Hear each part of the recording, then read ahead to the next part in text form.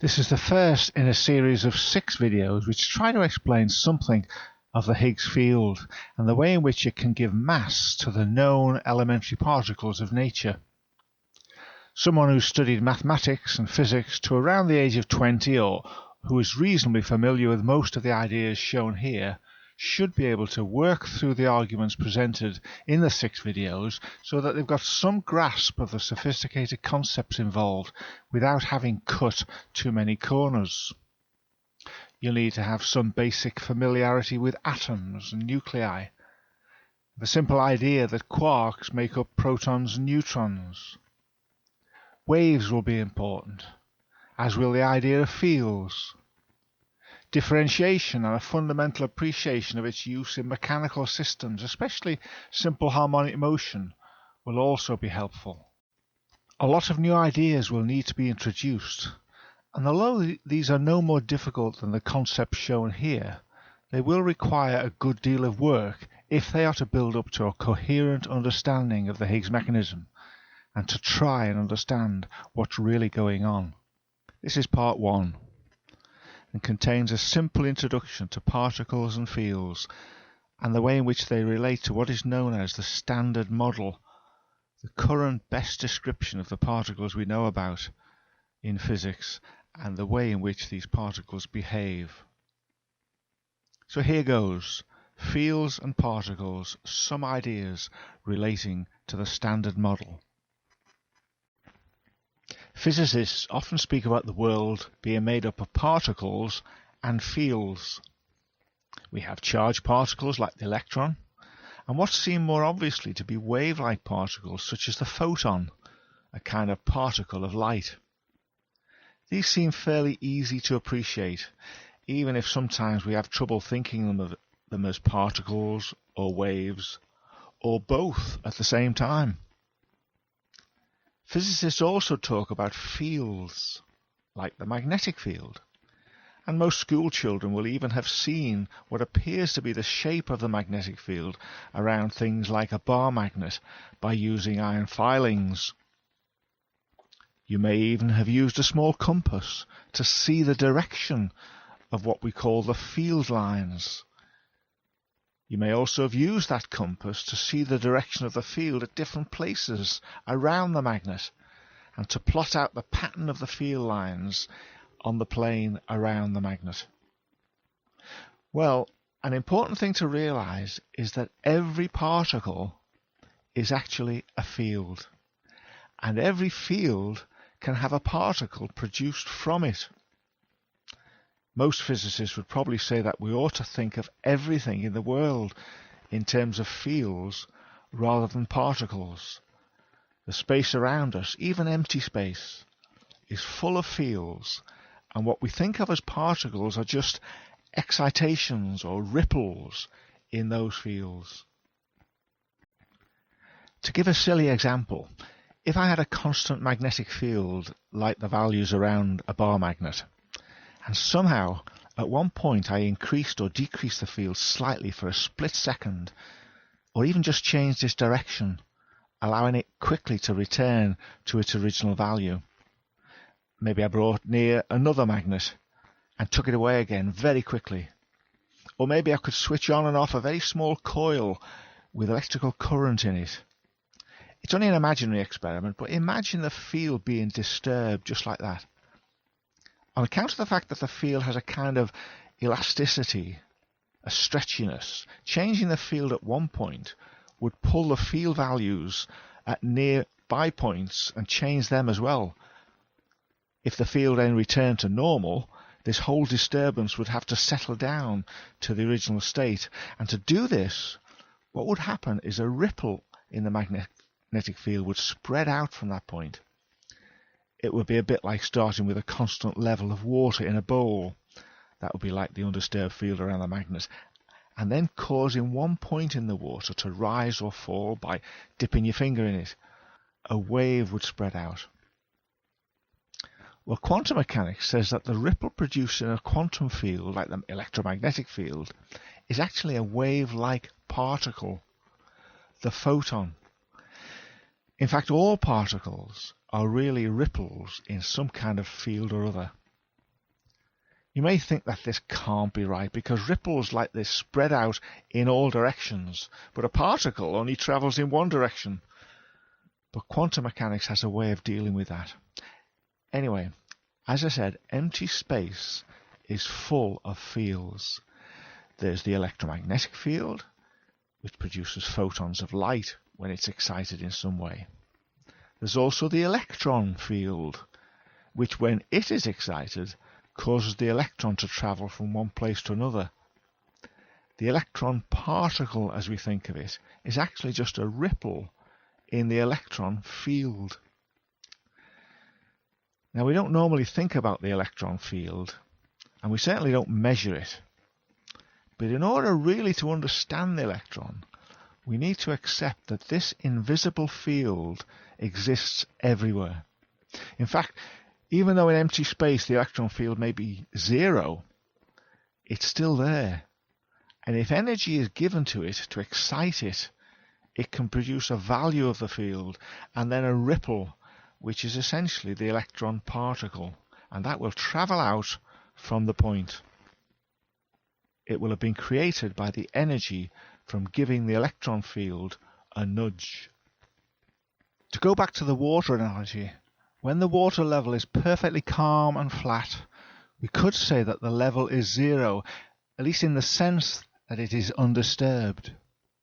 That's like the electron field being undisturbed everywhere.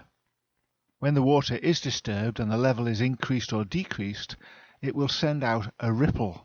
And that's like the electron field being disturbed and sending out a wave-like particle, the electron.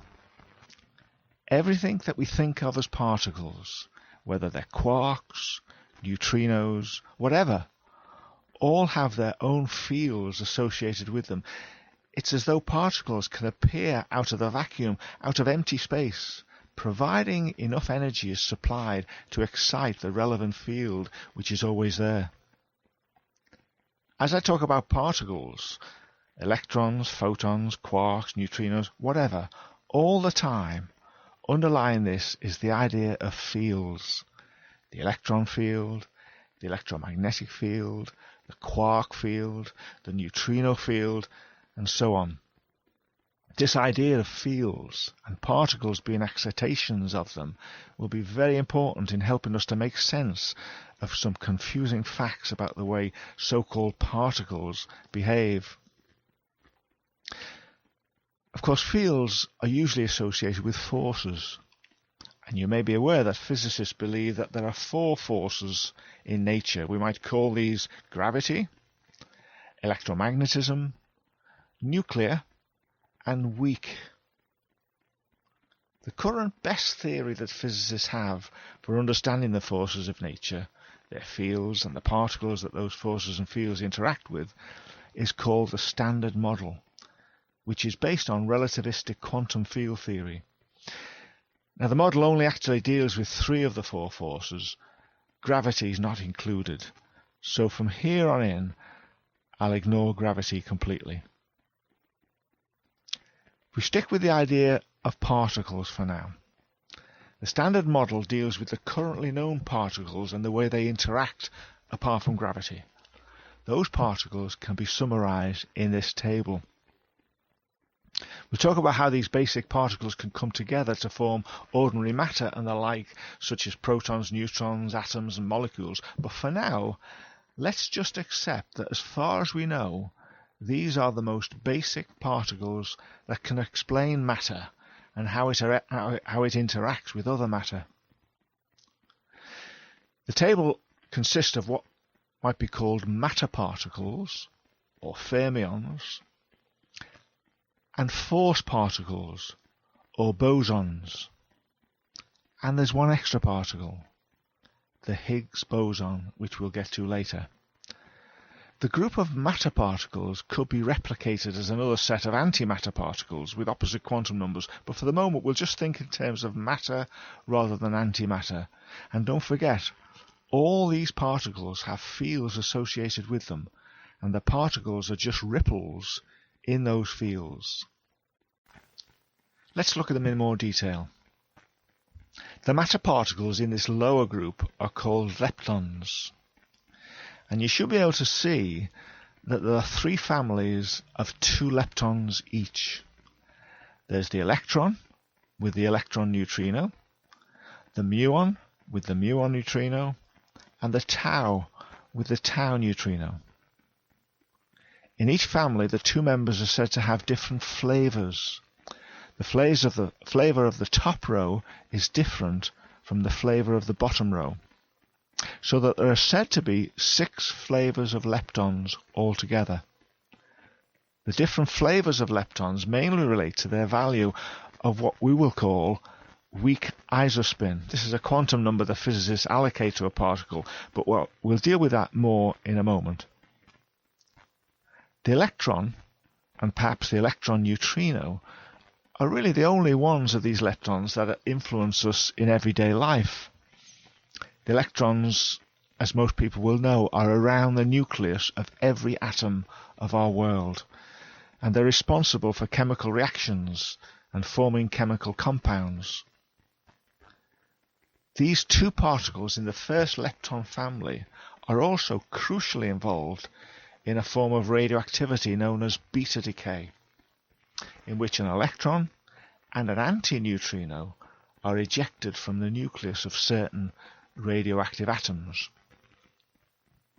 This happens because one of the neutrons in the nucleus changes into a proton and emits an electron and an electron antineutrino, 2 particles from the same family, though one of them is an antiparticle. The electron is easily detected as beta radiation. The antineutrino is more difficult. These 2 leptons, the electron and the antineutrino, that have been created in beta decay are matter and antimatter from the same family of leptons. The electron is matter and the antineutrino is antimatter, which means their creation together is allowed. You could say that 2 fields have been excited, the electron, matter field, and the neutrino, antimatter field, to produce the 2 particles. And we'll say more about this beta decay later on. The other 2 families of leptons in the table, the muon and muon neutrino and the tau and tau neutrino, are more exotic particles. They appear in cosmic rays and can also be created in the laboratory. In some ways, the muon and the tau could be said to be heavier versions of the electron. But all 6 leptons have a value of spin equal to 1/2, and so they are what is known as fermions. This means that they have to be treated mathematically in a particular way. By saying they've got spin, we don't necessarily mean that they're spinning like a top, even though the charged ones have magnetic effects as though they were actually spinning charges. It's probably better to think of a particle's spin as simply a quantum number, a number that physicists allocate to particles, and a number which helps us to explain what's going on when particles interact with one another. The 3 neutrinos in the 3 families have no electrical charge and probably very little mass, but the electron, the muon, and the tau all have an electrical charge of -1 unit. They are negative, and they have a variety of masses. For example, if you were to take the mass of the proton, which we do to be about 938 MeV, around 1000 MeV, then the electron has a mass of about half an MeV, whereas the tau has a mass of over 1700 MeV, over 1.7 GeV, almost twice the mass of the proton. MeV is just a unit of energy, millions of electron volts, but because of the energy-mass relationship, E equals mc squared, we can casually use this as a unit of mass. Okay, so that's the leptons. The particles in this second group are called quarks. Once again, they are fermions, spin-1/2 particles. And once again, there are 3 families of 2, with 6 flavors altogether. This time the flavors are distinguished not only by their weak isospin, which I'm going to talk about later, but by some other quantum numbers called up, down, charm, strangeness, top, and bottom. Again, these are just quantum numbers that physicists allocate to the particles, and they help them to understand the way the particles interact with one another. You could say that just as this pair in the electron family are the only leptons that really influence us in everyday life, so the two quarks in the up-down family are the only quarks that really affect us. They're the ones which essentially constitute the nuclei of ordinary matter. The up and down quarks make up protons and neutrons. The nucleus of every atom in your body is made of protons and neutrons, and those in turn are made up of up quarks and down quarks. The proton is 2 up and 1 down quark, whilst the neutron is 1 up and 2 down. Never mind the colouring in this diagram, the colouring of the quarks for the moment. Just realise that the proton is 2 up and 1 down, and the neutron is 1 up and 2 down. And we'll get to the colours later. The other two families of the quarks, charm and strange, top and bottom, are again more exotic and have to be created in the laboratory. But when they are created, they can make up particles a bit like the proton and neutron, but in many ways very different. I won't talk about these exotic particles, which generally are very short-lived. They decay into other things practically as soon as you create them. Once again, though, all 6 quarks have a value of spin equal to 1/2, which means they are fermions and have to be treated mathematically in a particular way. They also vary widely from one another in mass. The actual masses of the quarks are difficult to measure, but if we take some approximate figures, the up quark is the lightest at around 2 MeV, and the top quark is very large at around 173,000 MeV. That's 173 GeV, so they are wildly different in mass. Once again, the quarks have electrical charge, but this time they are in fractions of the units used for the electrons and muons and tau. Now that's weird in a way. Those on the top row, which together are known as up-type quarks, all have an electrical charge of plus 2/3, whereas those on the bottom row, which are known as down-type quarks, have a charge of minus 1/3. You can see, if you think about it, how this will make the proton have a charge of plus 1 and the neutron have a charge of 0. There being 2 ups and 1 down in the proton, and 1 up and 2 downs in the neutron. The proton would have 2 ups, which is 2 2/3, which is 4/3, and 1 down, which is 1 minus 1/3. So that has a total charge of 1. Similarly for the neutron charge, 1 up and 2 down is 1 quark of plus 2/3 charge and 2 quarks of minus 1/3 charge, which gives a total charge of 0. And that all makes sense. What perhaps doesn't make sense at this stage is how the proton could possibly have a mass of almost 1,000 MeV, actually 938 MeV. Because if you take 2 ups and a down quark and add their approximate masses together, you'd get something like 10 MeV. I mean, 2 up is about 2 times 2.5, whatever, MeV. 1 down, another 5 MeV. It's going to give you around 9 or 10 MeV. The reason for this large difference is due to the energy involved in what we call the colour forces from the other particles, called gluons, holding the quarks together inside the proton. And the same applies to the neutron. Within the proton and the neutron, there is a vast jumble of strongly interacting virtual particles called gluons coming into and out of existence. And these involve tremendous energies. Energy, of course, means mass. So the proton and the neutron have much greater actual masses than one might have thought from the separate quarks. We'll have more to say about this later, but it's important to realise that when we eventually get to thinking about the Higgs field and how it gives mass to particles, we don't mean all of the mass that makes up ordinary matter, protons and neutrons. Most of the mass of matter, protons and neutrons, comes from the energy of the gluons in them, not from the masses of the quarks making them up. We'll try to be very clear what the Higgs field does and the very fundamental particles that it applies to.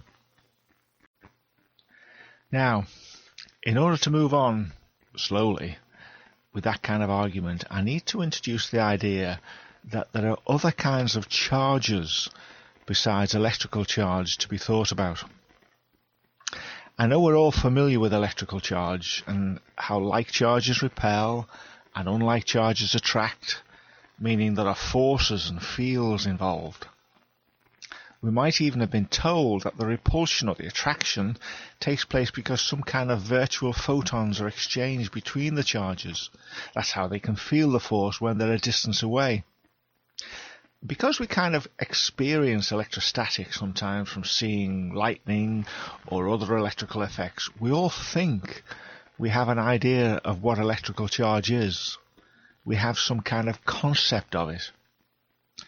In fact, however, electrical charge is simply another quantum number that physicists allocate to things which experience the electromagnetic force between them.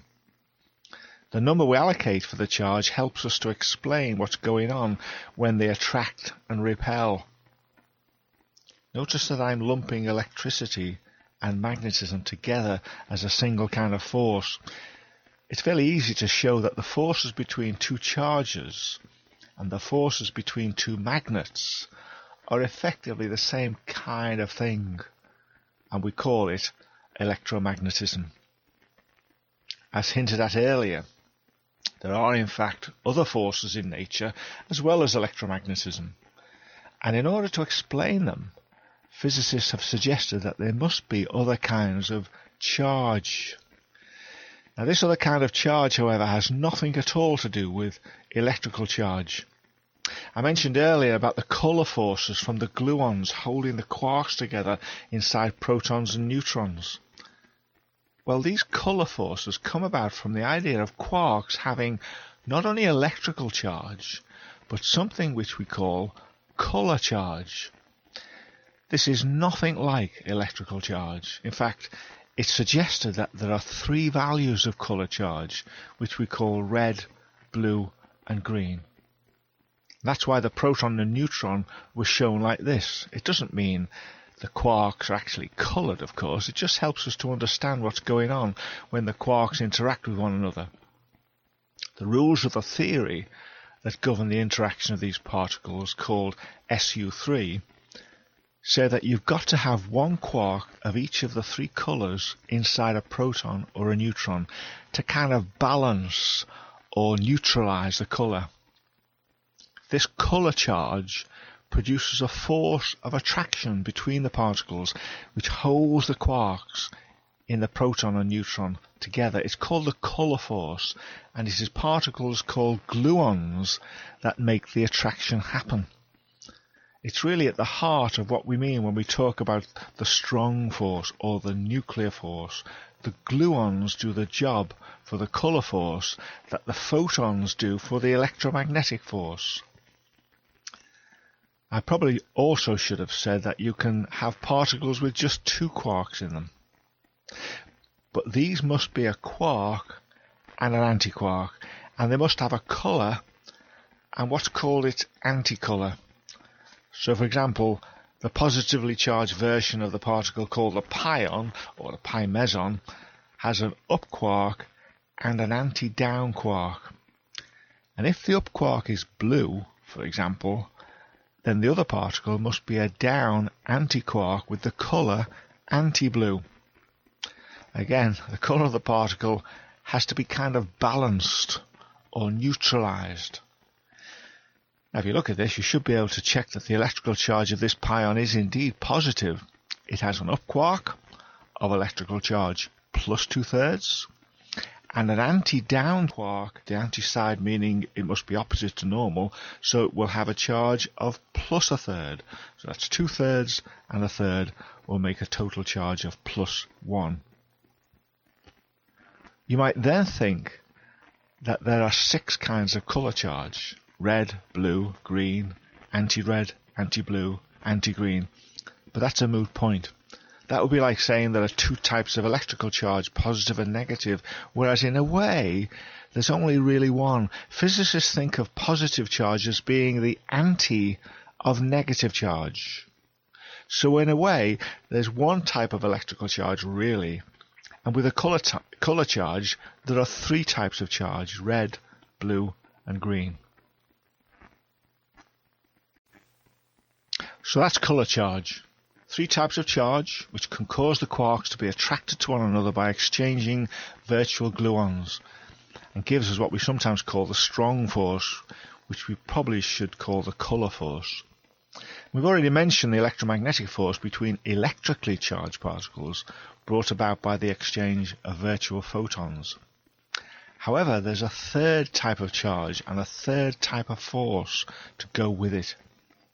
In fact, it's particularly important with respect to trying to understand the Higgs boson and the effect that it has.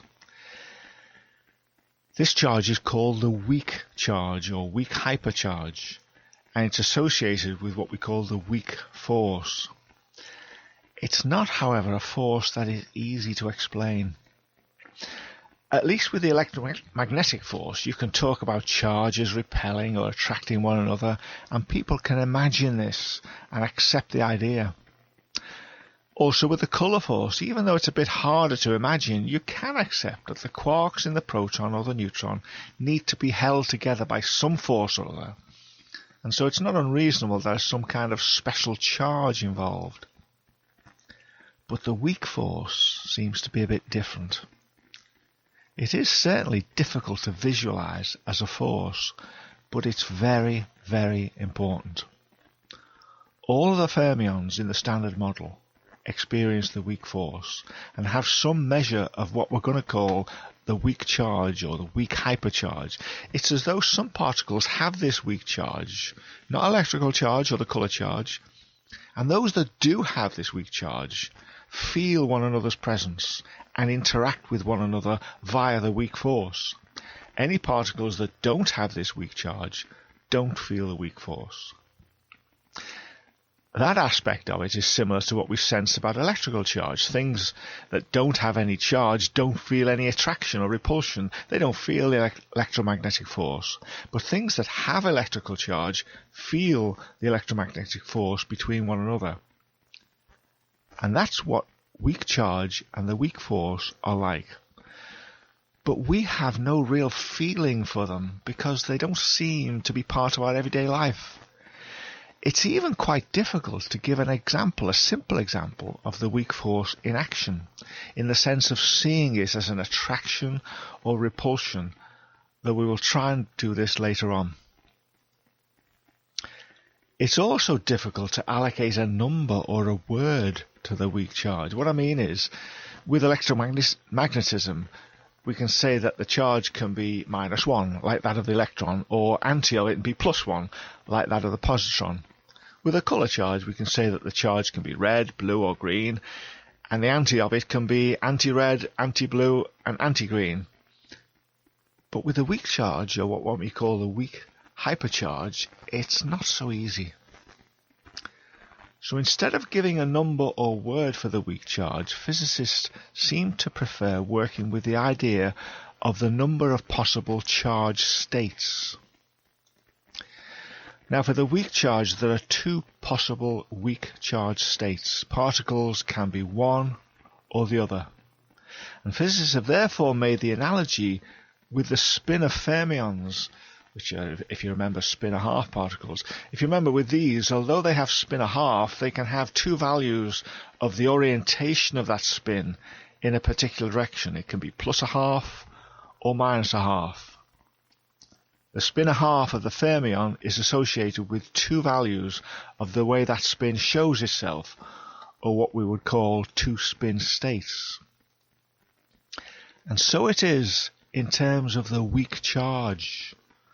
The fact that there are two weak charge states, physicists have invented something called weak isospin in order to allocate a value of it to particles. Now, weak isospin has nothing to do with spin. It's just that the two-ness of weak charge is so reminiscent of spin a half in terms of the mathematics that it is very convenient to deal with the weak force by thinking in terms of this isospin. Weak isospin essentially denotes the number of weak charge states available. In many ways, it's the weak isospin of a particle, very much related to the weak charge, that is the most useful thing to think about when we're dealing with the weak force. Any particle which has a weak charge will have a value of weak isospin, either plus a half or minus a half, and we can keep a tally of this in experiments. What I mean is, when we consider electrical charge, we know that it's conserved. We know that in any experiment, the total charge in will equal the total charge out. Electrical charge is conserved. Well, the useful thing in connection with the weak charge is this thing called weak isospin. The weak isospin of the particles going into an experiment must equal that coming out. Anyway, I'm going to use it as a useful measure for weak charge. Those who wish to read about this can check the whole thing out in much more detail.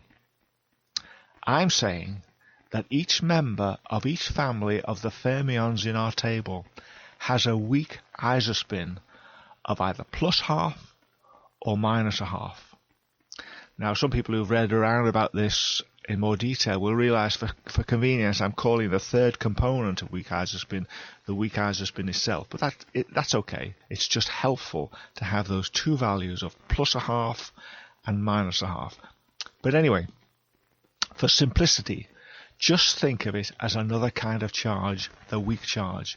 As I say, it's not electrical charge, it's not nuclear or colour charge, it's another number that we have to give to particles to help explain how they behave with respect to the weak force. Now, it turns out that each row of our table of fermions has the same value of this thing which I'm going to call weak isospin. The top row of quarks have a value of plus a half, the next row minus a half, the next row minus a half, and the bottom row of the neutrinos plus a half. You might notice there's a slight inconsistency in the way I've labelled the families here, because working downwards it goes plus, minus, minus, plus. But I'll go into that later. I did say that it's difficult to give a good example of the weak force, one that helps you to think of it as a force. The example that's always given is that of beta decay, where a neutron changes into a proton, giving off an electron and an anti-electron neutrino. Just as an aside, before we start to look at what's really happening here interaction-wise, you shouldn't really think of this as the nucleus spitting out an electron. The electron isn't inside the nucleus or inside the neutron or even inside the quark waiting to come out. It's a feel thing. And a better way to think of it is that energy becomes available in the nucleus or in the neutron, and this energy excites the electron field, making the electron itself just appear. And the same is true for the antineutrino which comes out. With beta decay, what happens is that inside the neutron, a down quark changes into an up quark. Energy is made available, and the electron and the antineutrino are created from their fields, and then they travel away. This is the weak force in action, even though it may not seem much like a force to us. Of course, when this happens, all the charges should balance.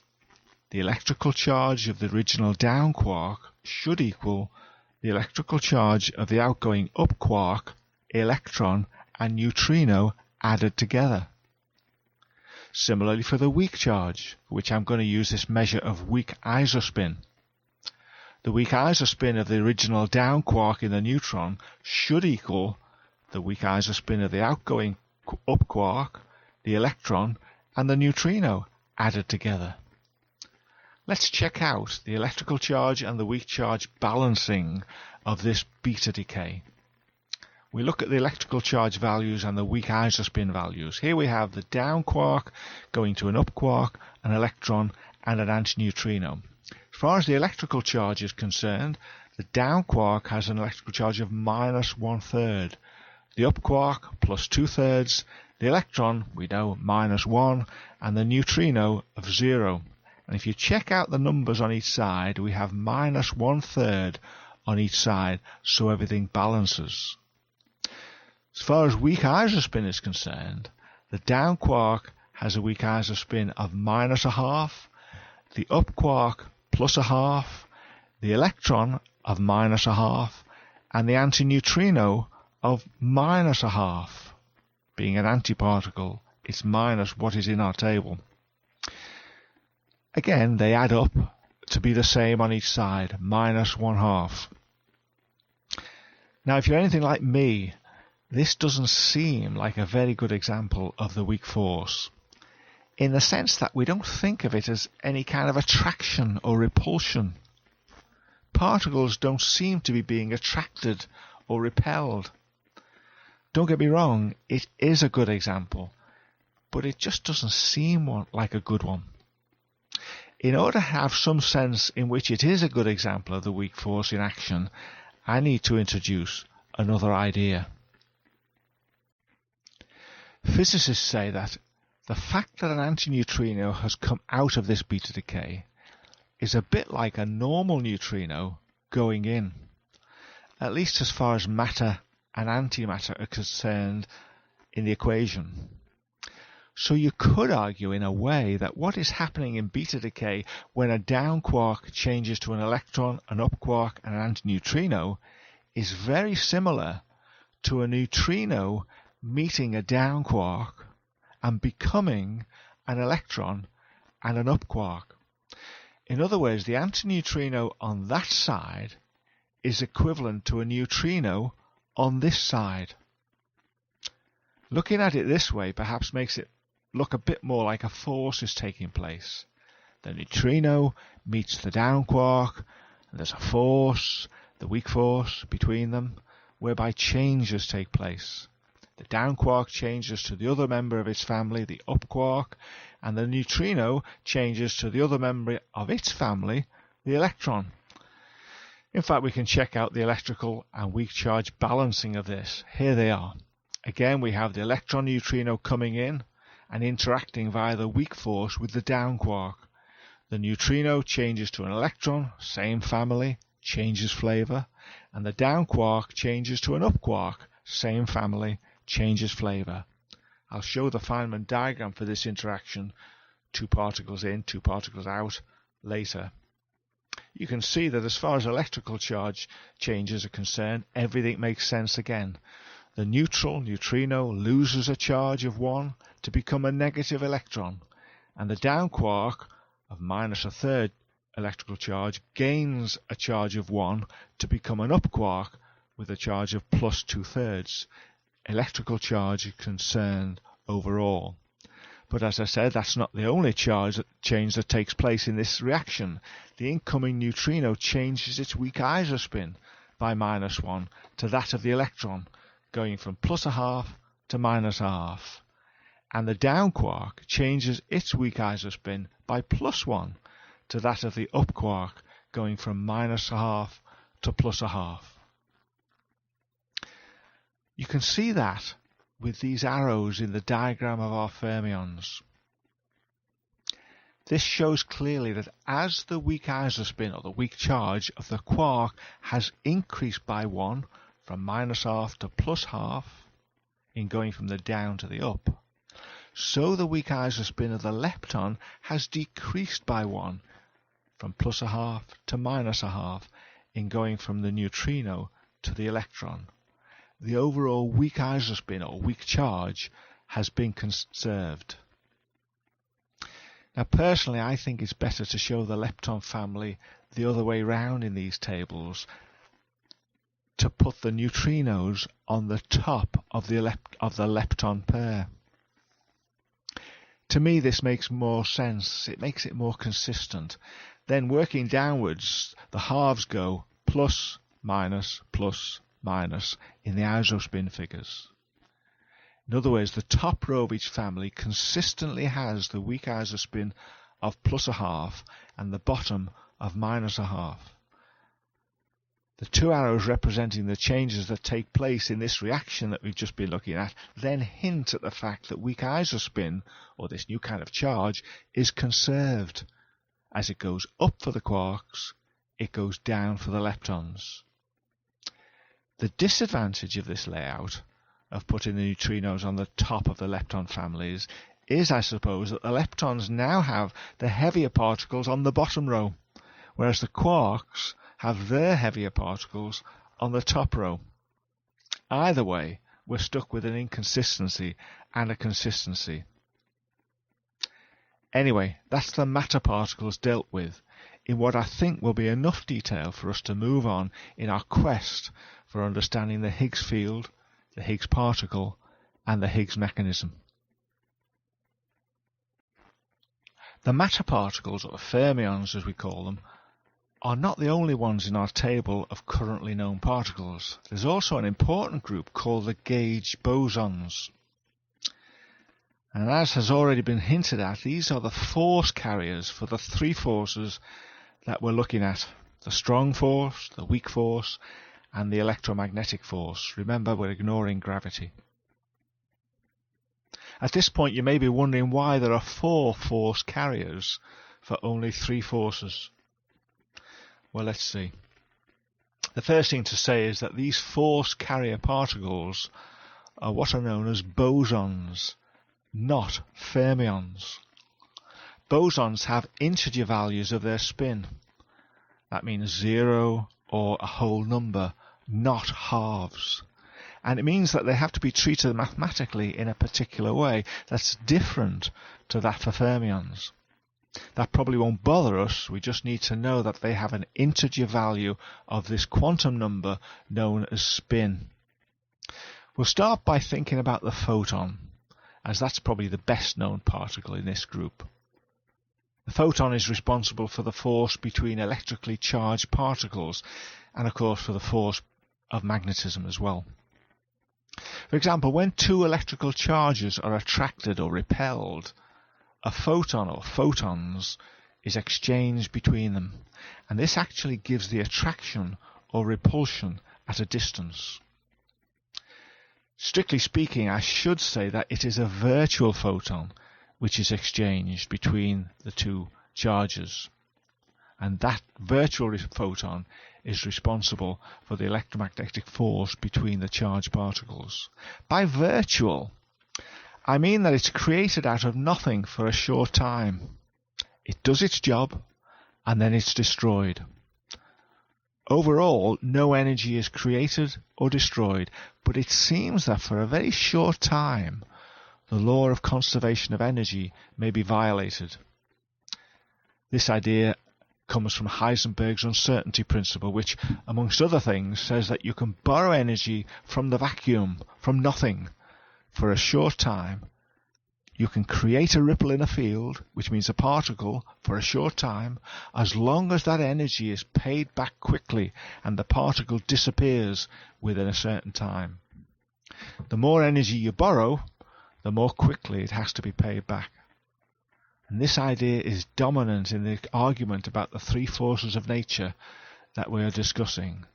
The forces come about by the exchange of virtual particles. That's one of the ideas of the Standard Model. In the electromagnetic case, as shown here, photons are created by ripples in the electromagnetic field of the vacuum, and they are the particles that are responsible for the electromagnetic force, or what we would call the electrostatic force in the diagrams that I've shown. Photons have 0 mass, 0 electrical charge, and a spin of 1. And it's standard practice to show them as squiggles in what are called Feynman diagrams. Here's perhaps one of the simplest of such diagrams. It shows 2 electrons coming up from the bottom. They are negatively charged, of course, and they are being repelled by each other. The reason they feel the force from one another is because of the virtual photon that's exchanged between them. And the photon is shown as a squiggle across the middle and labelled here with a gamma. It's an obviously simple diagram in one sense, because the overall paths of the electrons don't bend abruptly on a macroscopic scale as in the diagram. However, these diagrams are actually very accurate, for want of a better word. Things in the diagrams, like the lines and the points where three things meet, they all represent expressions that can be written down in a mathematical equation which describes sophisticated things about the particles and their interactions. In relation to this kind of mathematics, I'll just quickly mention what might be called self-interaction effects, although these are not strictly necessary for what we're going to be talking about. Because the vacuum is so full of fields, kind of waiting to be excited into particles, it's possible that in any interaction like this, other particles come into or can come into and out of existence on borrowed energy. For example, one such extra possibility for this simple electron scattering, this electromagnetic interaction between two electrons, could be where an electron-positron pair is temporarily created from the photon. That might look a very strange diagram, where the photon, as it travels across from one electron to another, changes into an electron and positron, and then changes back to a photon before it meets the electron. I'm not drawing any arrows on the electron and positron to avoid confusion. Just think of it that the virtual photon can change into an electron and a positron, negative and positive, and then change back again. Yet another possibility is where one of the electrons emits a photon which is then absorbed by the same electron. These extra virtual particles don't last long, but the extra possible diagrams mean extra terms in the equations of quantum field theory describing the interaction. Now, given that there are many, many diagrams that could be drawn for self-interactions like this, there are going to be many, many additions or perturbations that needed to be added to any equation. And you can imagine the theory could get very, very complicated. Fortunately, in the case of quantum electrodynamics, the additions get smaller and smaller, so a sensible answer can be obtained that's nearly 100% accurate by just adding a few of those extra terms. That process is called normalization. If the extras got bigger and bigger, there would be difficulties and the theory would be said to be non-renormalizable. An example of self-interaction showing up in practice was discovered in 1951 in what is called the Lamb shift. In it, the extra diagrams which describe the interaction between the electron and the nucleus of the hydrogen atom gave minute but measurable differences in the values of the energy levels of the electron around the proton in the hydrogen atom. Anyway, all that was a diversion. The point is that the photon, a vector boson of zero mass, zero electrical charge, and of spin 1, is the force carrier for the force between electrically charged particles and, of course, for the force from magnetism. Moving on, the second boson I'll mention here is the gluon. Gluons are the particles that are responsible for the strong force. Strictly speaking, I probably ought to say that they are responsible for the colour force, for the force between the colour charges of the quarks. Once again, gluons have zero mass, zero electrical charge, and a spin of 1. We show them in the simple diagram of the proton and the neutron as little squiggles, indicating not that they are like little springs keeping the quarks together, but that they are being exchanged as virtual particles between the quarks, causing them to be attracted together. In a similar way to the photon, we could show the interaction between two quarks using a Feynman diagram. In this diagram, blue and green quarks are coming up from the bottom, and they end up swapping colours while they feel the attractive colour force between each other. The diagram here doesn't tell us whether they are up quarks or down quarks or whatever, but that doesn't matter for the moment. The interaction takes place because a green anti-blue gluon is exchanged between them. I should probably have said that although the quarks are coloured, the gluons in a way have two colours, one at each end, and one end has to be what you might call an anti-colour. Now that's an oversimplification, but it means of course that there are more than 3 gluons, and it turns out that there are actually 8 different types of gluons, even though we showed them in the table as one gluon. In very simple terms, you can think of this as being because the gluons have to be able to link with 3 different coloured quarks and 3 different coloured antiquarks, or rather anti-colour quarks. I did mention earlier that antiparticles have opposite quantum numbers to particles, so if a quark is coloured blue, then its antiquark is anti-blue, and so on. Now, if you accept that and you study some SU3 group theory, you will come to understand that there needs to be 8 gluons. Thinking about it simply, you might get the answer 9. But if you study group theory, you'll get to understand that the 3 of the SU3 actually gives 8 gluons from a formula, a simple formula, 3 squared minus 1. So that's 2 of the bosons allocated to 2 of the forces. Photons to electrical charge, gluons to colour charge. The other 2 bosons in our table are the W and Z. And in fact, both of these bosons are active in the transmission of the third force that we're dealing with, the weak force, or as I shall be accounting for it, weak isospin. The Z boson is neutral and is usually written as Z0. The W boson can actually be one of 2 particles, one positive and one negative, W plus and W minus.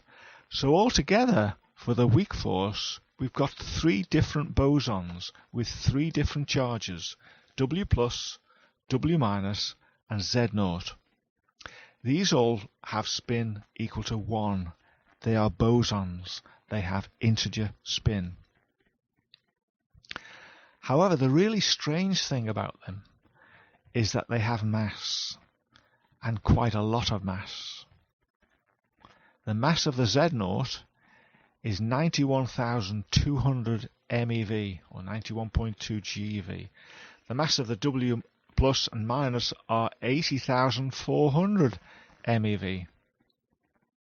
Compare this with the other 2 bosons, the photons and the gluon, which have 0 mass. In fact, it's because these Z and W bosons have mass, amongst other things, which will bring in the need for the idea of the Higgs field, the Higgs boson, and the Higgs mechanism. But before we get to that, let me show you what jobs the Z and W bosons do. Just like photons and gluons, they are responsible for a force between particles, but this time it's the weak force. And so they are responsible for changes in the values of weak isospin between particles. The example I gave earlier of the weak force was beta decay. Well, the first example I'll give here is a kind of beta decay known as electron capture. This is like the reverse of beta decay, where instead of a neutron changing into a proton and giving off an electron and an antineutrino, what happens is that a proton in the nucleus actually captures one of the orbiting electrons in an atom and changes it into a neutron. If you like, the reaction goes the opposite way to normal beta decay. It's a real effect, and it happens because of the weak force, just like beta decay. An example of electron capture is the decay of beryllium-7 into lithium-7. You can see here in the left-hand picture that the beryllium-7 has 4 protons, shown in red, and 4 electrons, one of which is shown with an arrow ready to be captured by the nucleus. You can also see in the right-hand picture that when this happens, we're left with only 3 protons and 3 outer electrons, giving a lithium atom.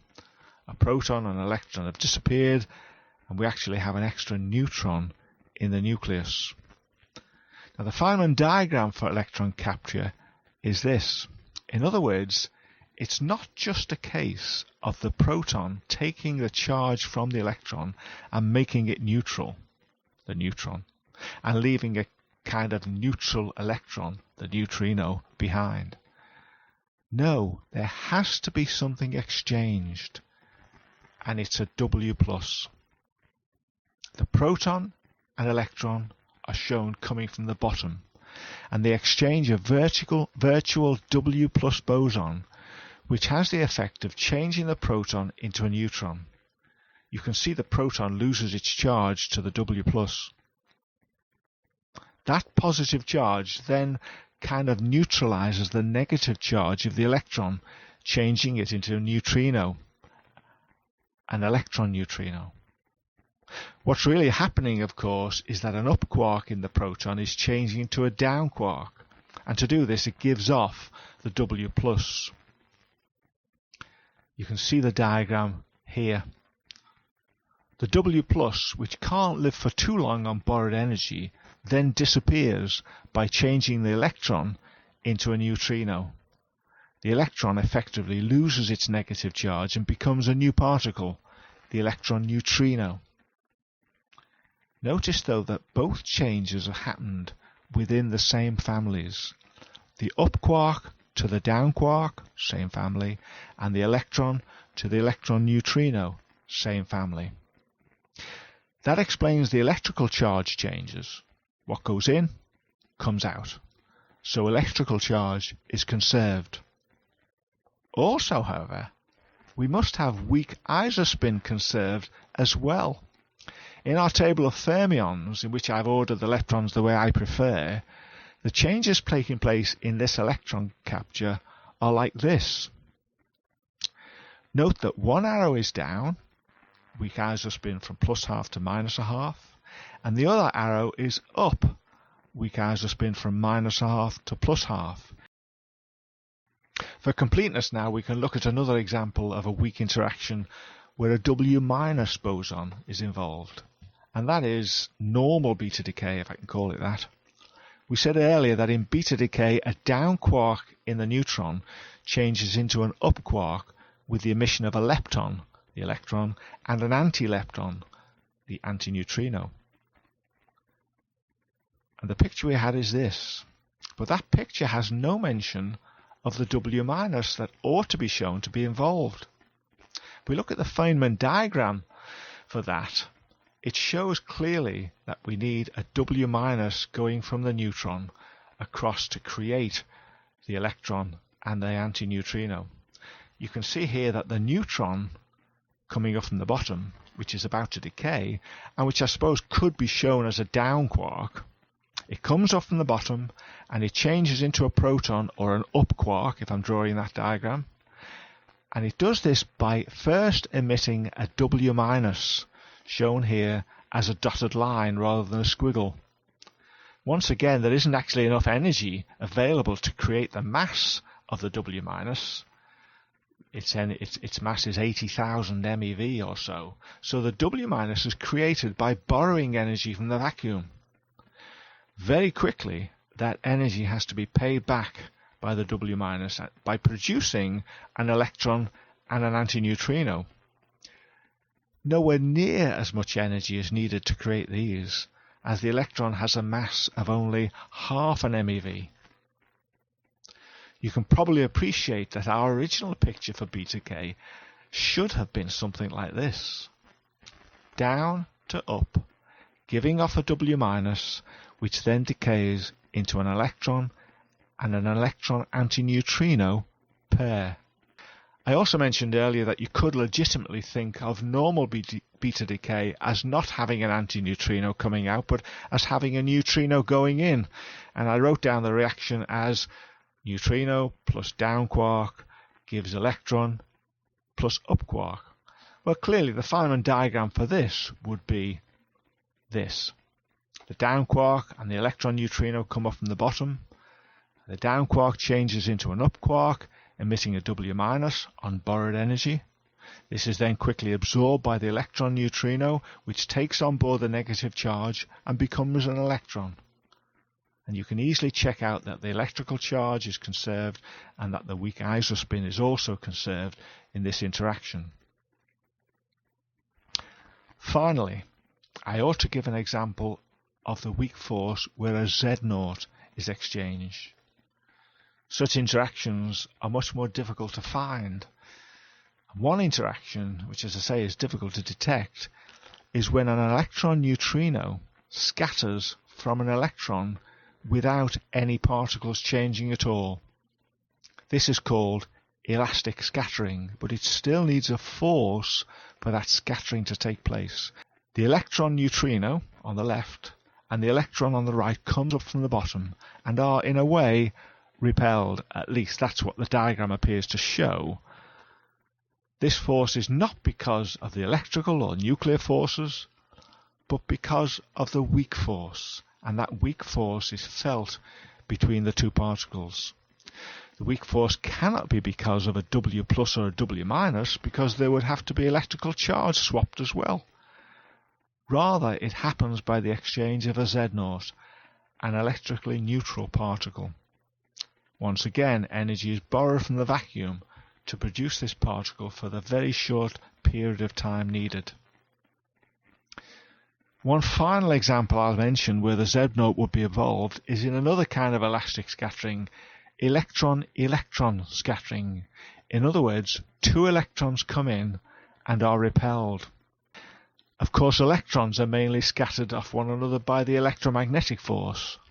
Let's face it, they are charged particles, and the electromagnetic force is much stronger than the weak force, and so that will dominate any interaction between them. However, there is a weak contribution to the scattering of an electron by another electron, and the Feynman diagrams would look like this. The one on the left shows the electrons coming from the bottom being scattered by the weak force, exchanging a Z0 boson.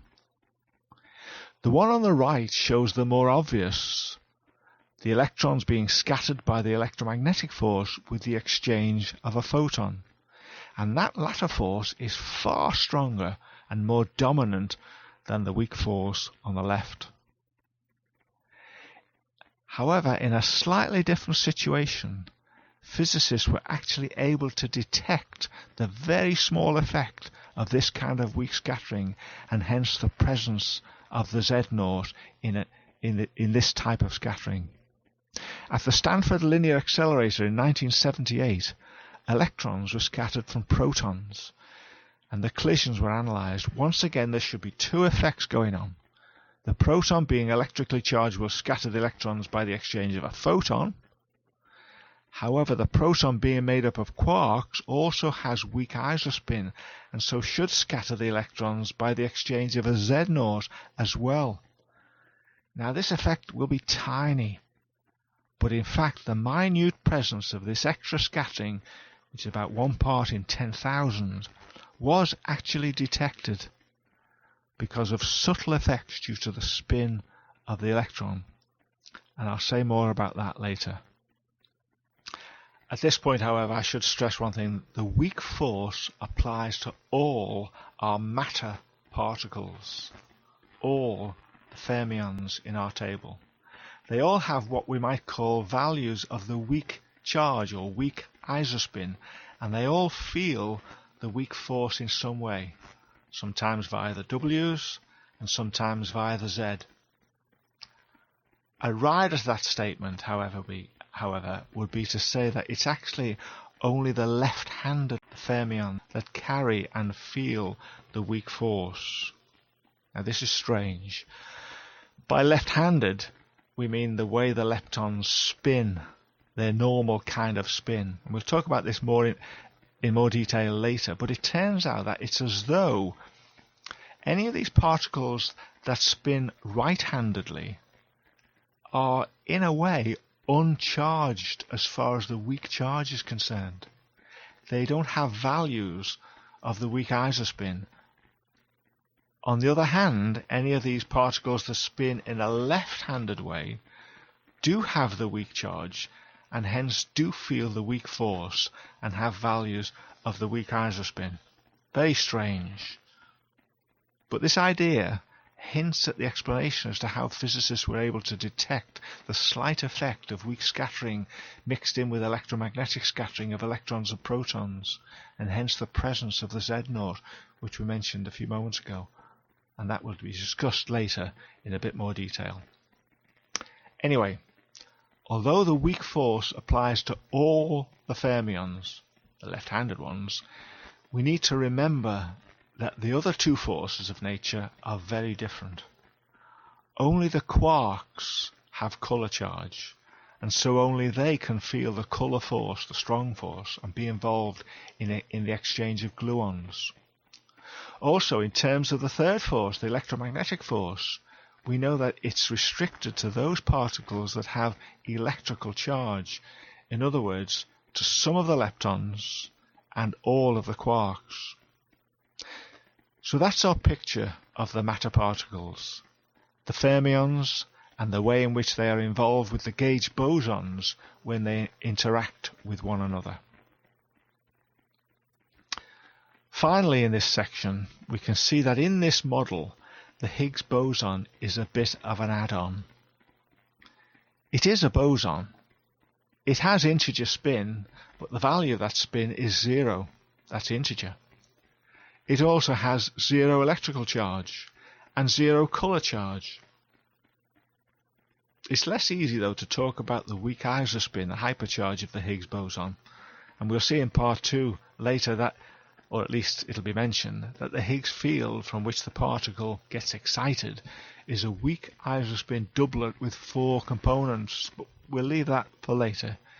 If I had to say something, I'd say that the electrically neutral component of the Higgs is usually given a weak isospin value of -0.5.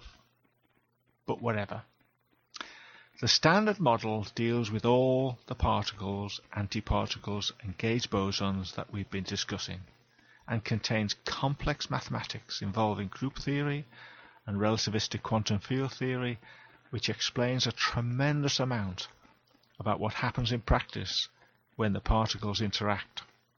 As I said before, Feynman diagrams are not just pretty pictures, they embed or contain the mathematics in some way at quite a high level. One major problem, however, with the standard model, as I've discussed it, is the question as to why the weak gauge bosons W and Z have mass. The gluon and the photon are massless, just as the standard model predicts they should be. However, the model also predicts that the W and Z bosons should be massless as well, but they're not. All the gauge bosons should be massless according to the standard model. Gluons and photons are exactly as they should be, but the W and Z bosons have mass. In fact, they have very large masses.